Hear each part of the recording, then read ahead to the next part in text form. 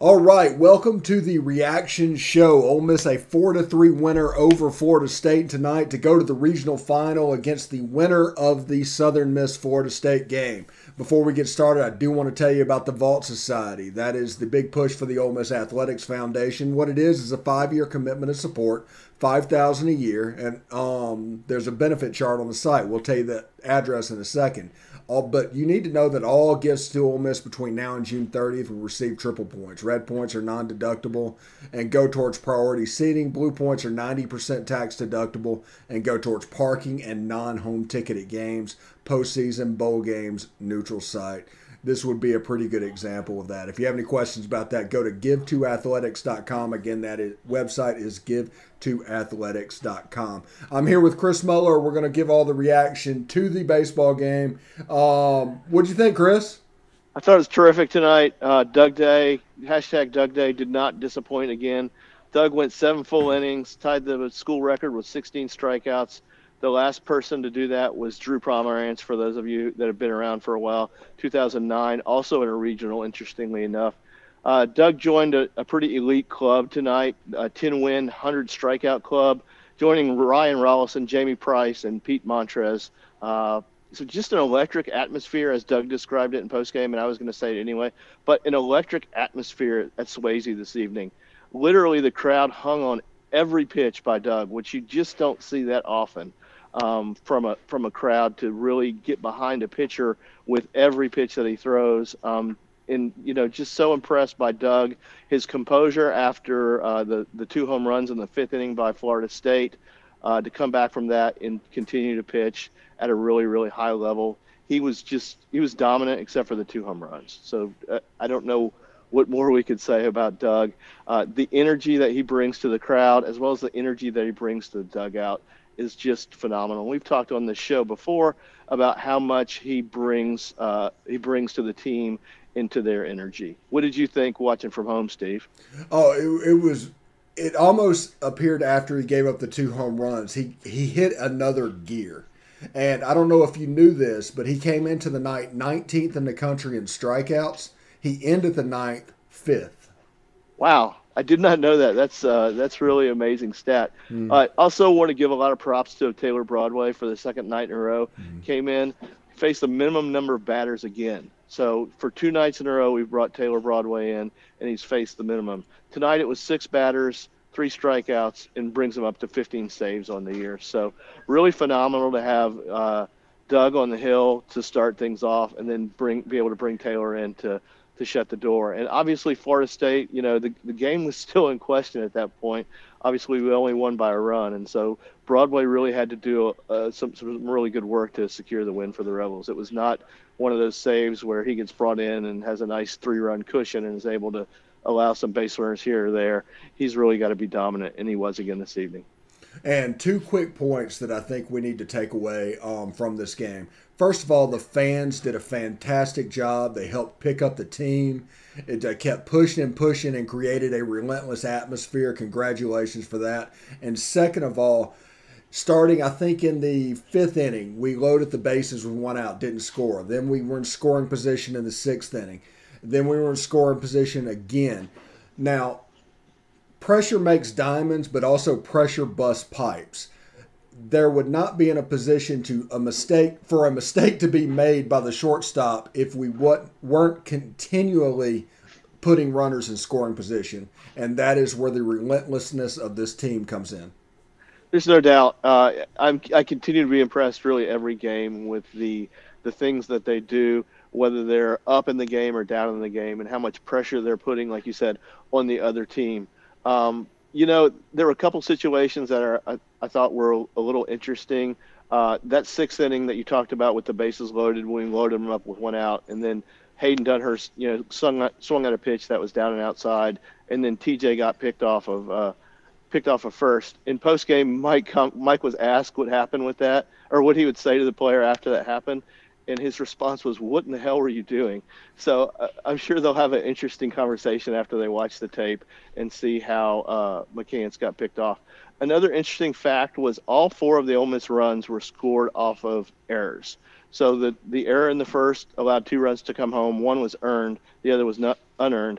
And then the error in the 7th inning was on that overthrow where Elko chugged it out or was able to get the first, which I think if that shortstop really knew who was batting and knew who the runner was at that time, he takes an extra second or two and throws the ball over to first. So I'm not going to say we got lucky, but it was a fortunate situation for us. Yeah, and you look at the contrast between our shortstop, Jacob Gonzalez, who has an excellent internal clock and perhaps made the play of the game in the 8th inning, barehanding the ball to get the runner at first, to the mental timer that's on the Florida State stop with that Tim Elko hit to him. You can see that's where the game was won. Jacob Gonzalez versus their shortstop.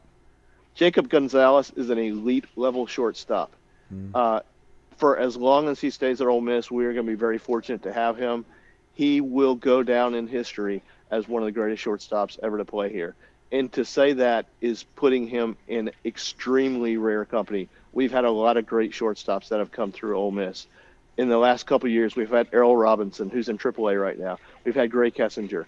But I do believe that Jacob Gonzalez will end up outperforming him. He's a freshman. He's hitting over 350 for the year. You just don't see that as a freshman. Go back, and I think you were the one that pointed it out, but go back and look at Gray's stats as a senior, as a junior, his last year here at Ole Miss, and they compare favorably to what Jacob Gonzalez is doing in his first year.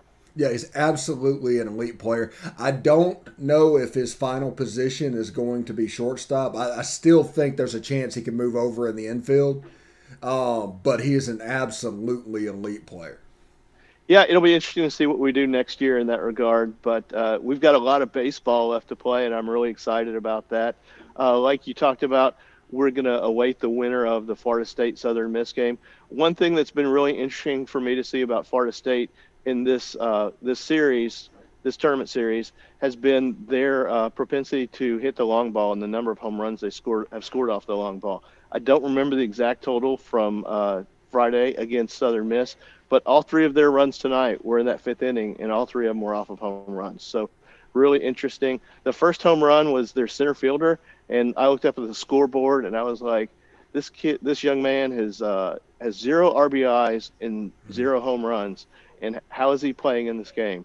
And literally, as I said that to myself or the guy I was sitting next to, literally he hit the ball over the fence. And it was I don't know what it looked like on TV, but it was a no-doubter. There was nobody in the stadium that did not know that ball was gone off the bat. So, really interesting approach to the game. Obviously, they're playing to their strengths, but the home run ball is obviously one of their strengths. Yeah, and tomorrow, obviously, we're going to be unable to do a preview because we're going to have to wait to see who Ole Miss plays. But going into tomorrow in that early game, what do you expect? I expect that Southern Miss has run out of pitching, and I expect that Florida State will continue to use the long ball. So I do see I do see Florida State making out of that game and rematching up with Ole Miss tomorrow night at 5 o'clock, weather dependent. We are going to throw Tyler Myers, the right-hander. We are going to throw Drew McDaniel, the right-hander. It was almost breaking news, wasn't it? Yeah, I thought you were breaking news there. Yeah, no, we're going to throw Drew McDaniel, the sophomore. At least he's the scheduled starter. Sophomore, 5-1 on the year, 5.14 ERA, 69 strikeouts, 22 walks, and we'll have a full bullpen ready. So this is kind of one of those games where you get in trouble and we're probably going to the next guy up, whether that's Jackson Kimbrell. I'm sure Jack Doherty can go back again. Tyler Myers, you talked about a little bit. Wes Burton's available. Cody Adcock's available. There are a ton of arms left in the bullpen. I'm not going to say Mike's going to turn out all the stops for tomorrow because obviously it's not a winner-take-all game from our standpoint, but it sure would be nice to put this thing to bed on Sunday night and await the winner of the Arizona Regional and see who that is. Yeah, I'm watching that right now, their game in the winner's bracket against Santa Barbara. They're currently up 2-0. And did you know Arizona Stadium and the gaps is 402 and dead center is like 390? Interesting tidbit. Yeah, did not know that. Yeah, it's a pretty decent sized stadium. It's a spring training park for Major League Baseball. It seats about 9,500. So if we go out there, there'll be plenty of room for people. So we'll see what happens. I know Oklahoma State won the game earlier this morning, so they'll match up with the loser of tonight's game.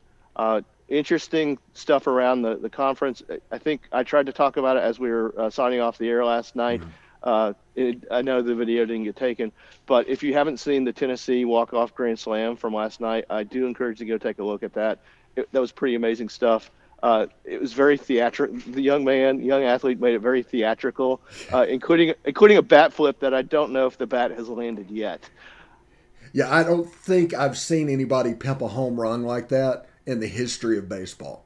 It was absolutely ridiculous. Took him about 15 seconds to get the first, I think. And then as he rounded third and headed to home, he took his helmet off and slung it to the mound. I really don't know what was going on. The Tennessee fans absolutely went crazy. I told somebody today if there was field storming in baseball, it would have happened last night at Tennessee.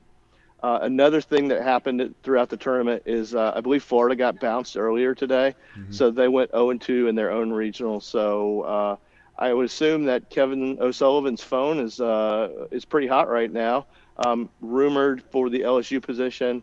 So we'll see what happens, and hopefully the LSU AD stays fishing east and not goes fishing north. Yeah, absolutely. And let's see, Arkansas had to call the cops in the fourth inning against the number 4 seed in the very first game. That was interesting. LSU, I think, won through a walk-off. It's fun watching this NCAA tournament college baseball thing. It's one of the first years that I paid attention to other teams beside Ole Miss in this tournament. So it's kind of good to see. It's kind of fun to watch. It's a great tournament. I kind of wish it was spread out a little bit more. I really like watching live baseball, which is why I'm here at Swayze. But it is, if you've seen I think it's called Squeeze Play now. It was Bases Loaded, but they changed the name. Really good product. You're able to watch a lot of games, and they transfer to action as it happens. So check that out if you have ESPN or ESPN platforms. I don't think it's on terrestrial TV, but you can check it out on ESPN3. As good of a night as we had, do you want to feel better?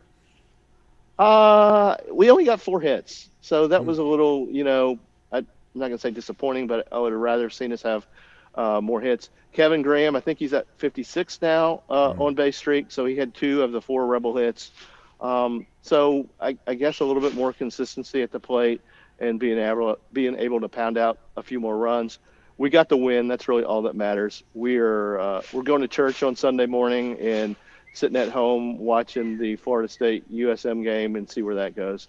So I'm really happy with the way it turned out. Don't want to be greedy. A 1-run victory is the same victory as a 10-run victory. So it goes in the exact same column. Well, picture this. At Duty Noble Field, because of a rain delay, they're currently in the 4th inning. What score do we have? I have to look over. Just give me a second. I'll look it up real All quick. Right. They were up at one point like 3-1 over VCU. And let's see. 5-1. Oh, they made it into the 5th inning now. So they're in the 5th inning, 5-1. But that thing's going to end after midnight tonight. And Arizona looks like they're starting to take control of this baseball game. Okay, so it looks like Arizona is going to be in the driver's seat and kind of sitting in the same spot we are, with the team having to come back and win 2 games. I do believe that Oklahoma State has that ability. So we'll see what happens tomorrow in that regional. And, hopefully, like I said, we're able to close things out tomorrow at 5 and then sit and see what happens and, head to Tucson if we need to and take down the Pac-10 and Pac-12 now, sorry, and head on up to Nebraska as far as I'm concerned. Yeah, it's nice to be in the regional final to where we can do a little bit of watching other regionals and seeing what's going on because we were able to take care of business in the first 2 games. Absolutely. Really excited for tomorrow. I know Swayze is going to be alive from a standpoint of bringing the energy to the team. This team's really just got a bunch of really great guys on it. So I encourage everybody to come out. If you can find your way into the stadium, either via general admission, beg, borrow, or steal from your friends to get a ticket. And I'll see everybody at Swayze tomorrow. All right, Chris Muller at Swayze Field, talking about the regional. Ole Miss 4-3 winners over Florida State. They await them or USM in the regional final. For Chris Muller, I'm Stephen Willis, and of course, always, hotty toddy. Hotty toddy.